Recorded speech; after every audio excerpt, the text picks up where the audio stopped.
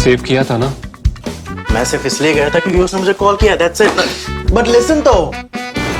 Save it for someone else. जिंदगी में save करना जरूरी है, मगर जब बात पैसों की हो, सिर्फ सेविंग से काम नहीं चलेगा। इक्विटी म्यूचुअल फंड्स में इन्वेस्ट कीजिए और अपने सेविंग्स को आगे बढ़ने का मौका दीजिए। Mutual fund investments are subject to market risks. Read all scheme-related documents carefully.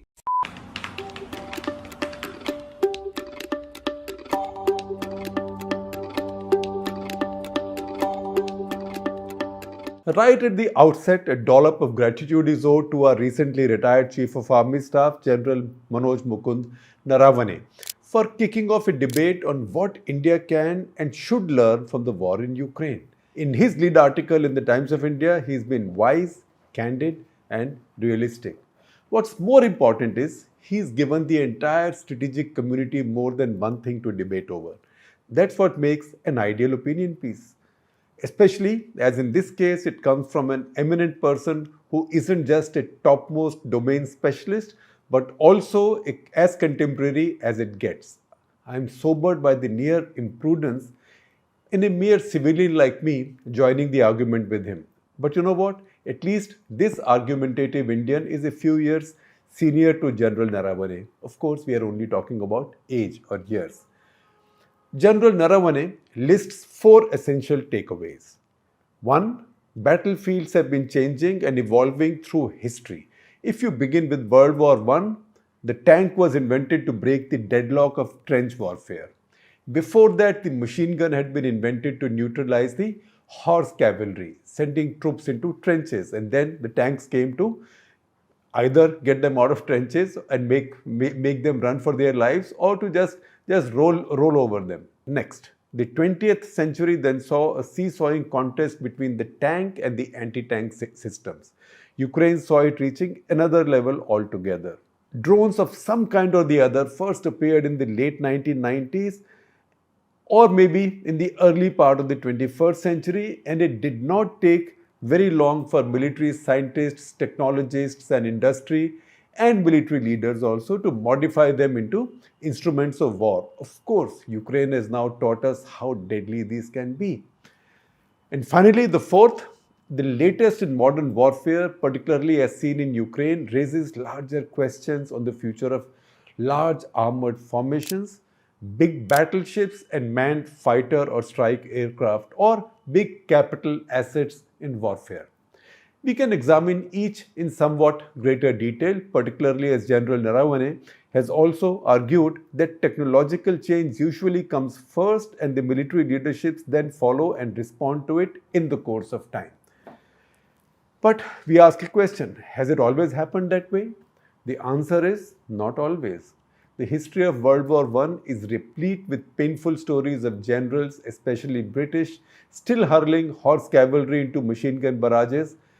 Never mind that the troops that suffered in most of these battles were from their colonies, especially from India. It was a series of such blunders by the brass, mainly British, that was too averse to change, lazy, arrogant, or maybe plain insensitive, that resulted in a series of military disasters from the Crimean War 1853 to 56 to the Boer War 1899-1902 and the 2 world wars which inspired Norman Dixon's classic See the Jacket on My Screen. I think it was published in 1976, titled On the Psychology of Military Incompetence. Since he was only talking about the somewhat more open British, Dixon didn't get charged for treason for writing this book. His book is now a text taught in military academies worldwide, including in India. My own copies were bought at a military bookshop in Dehradun. Dehradun, as we know, is where the big Indian Military Academy is situated. Also many other military institutions. I have kept additional copies of the book to give to bright young people who keep coming into my newsroom starry-eyed about covering defense. Now, of course, this isn't the only thing on defense that I give to them or suggest to them to read. This is just to ensure they get to understand both sides, because the honest debate is what makes a great country and an all-conquering army. The central takeaway, if I may say so humbly, is that armed forces can be sometimes so tradition bound and so intellectually drilled that they are slow to change. At least they are not always quick. Take the second point about tanks. Snehesh Alex Philip, defense editor at ThePrint, wrote a deeply researched piece on what Ukraine teaches us about tank warfare. You will see the first page of the piece on my screen, but I am also sharing the entire link with you. It's a must read. We can extend it to how it exposes a disastrously outdated, old Russian Soviet era doctrine of assaulting across the European plains with massed armor and humongous bodies of troops and the willingness to take casualties. Already, if you look at open source intelligence sources, you can see with picture and video evidence that the Russians have lost nearly 1,500 tanks and maybe many more other armored vehicles. A lot of people inside them have been killed as well, Russian soldiers. This when no major tank-to-tank battles have taken place. The Ukrainians have been cautious never to get within visual range. They've mostly hidden from sight and either used drone plus satellite communication to identify targets and hit them with very long-range artillery or anti-tank missiles, or visually with very small guerrilla-like bands armed with the American javelins or British NLAWs. The Russians' massed armor that the world feared for 7 decades, definitely that NATO and Europe feared for 7 decades, has been shown up as dated and nearly a dud in the modern battlefield. Another updated edition of Norman Dixon is now called for the Russian general's failure or laziness to see this writing on the wall. They can't say they weren't warned. They got a warning more than a year earlier when Azerbaijan used the same Turkish drones to defeat Armenia, devastate its armor, artillery, and radars in about 72 hours without exposing any sizable, any significant body of its own troops to any risk at all. It wasn't even too far from Russia geographically. Both Armenia and Azerbaijan are former Soviet republics using the same source equipment. All equipment has come either from the earlier Soviet factories or then Russian factories, the same doctrines and training. Plus, the Armenians were under some kind of Russian protection and continue to be so now. It is just that the Azerbaijanis had the smarts to see the change and move their fighting from the ground to the skies and almost entirely through unmanned vehicles, loitering ammunitions included. The Russian generals had more than a year to chew on this. Did they learn or change? They again did what the British generals had done about 100 years ago. The short point is the armies change but often take too long changing after much has been lost. Remember that old line, सब कुछ लुटा के होश पे आए तो क्या किया? What's the point of expecting the reality after all is lost? This could be the song of the Russian GHQ today.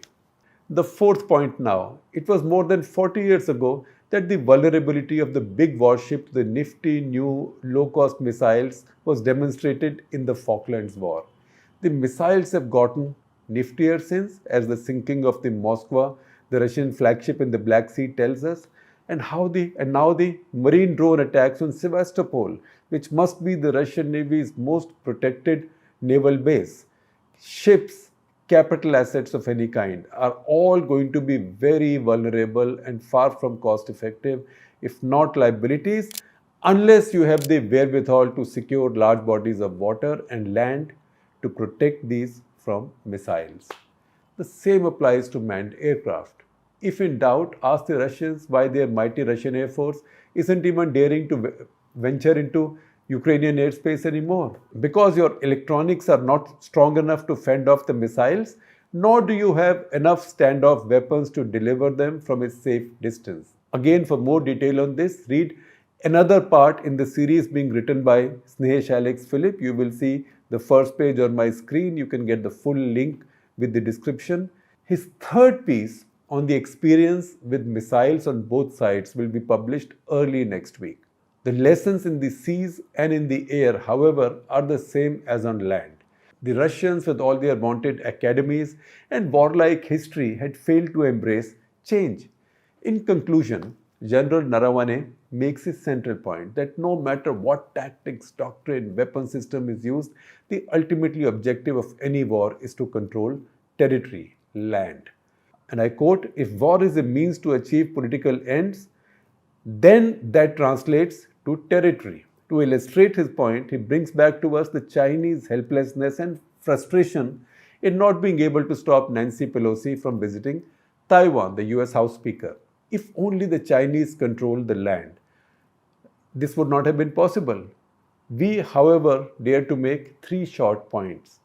Number one, if only Mao and his PLA had decent naval and air assets, would Chiang Kai-shek have been able to escape to the island? So it isn't just about land forces. Number two, unless the Chinese build a navy so powerful it can deter the Americans and an air force that can wrest the skies from Taiwan and its allies, can they ever conquer the island? And finally, could Chiang Kai-shek and Kuomintang have escaped to Taiwan without US help? They were helping, they were all over that place helping them escape to Taiwan, and then they helped them build Taiwan into this economic El Dorado, economic and now finally a democratic El Dorado. Could Pelosi have landed without the US and allies' protection? Would China shoot down a plane even if the Chinese controlled maybe a part of the island, even if the Chinese had an air base on a part of the island? Would China have dared shoot down a plane carrying the third most powerful person in the US? Consequences that would deter it won't just be military. And the Chinese are not foolhardy. So here is our conclusion. In today's world, as during the Chinese Revolution, politics between nations, alliances matter the most. Military, army, navy, air force, they all matter.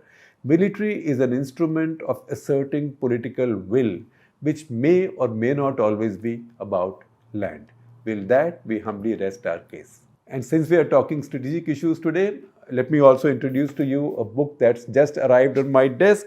This is Strategic Challenges, India in 2030. Introduction is written by Vijay Gokhale, our former ambassador to China and our top diplomat. It's been edited by Jaydev Ranade, who is a former, very senior, top-level China specialist in what we sometimes call RAW or Cabinet Secretariat. Let me also tell you a tiny story around it.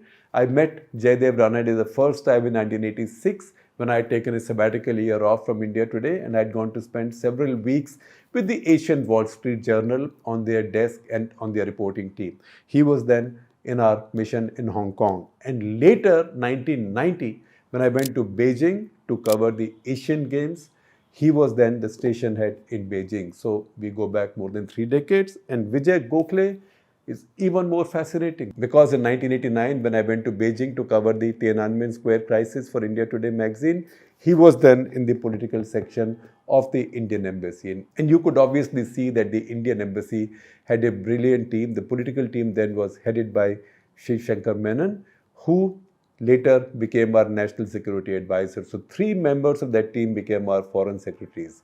That is Shiv Shankar Menon, Vijay Gokhale and Gautam Bambawale. So please do pick up the book.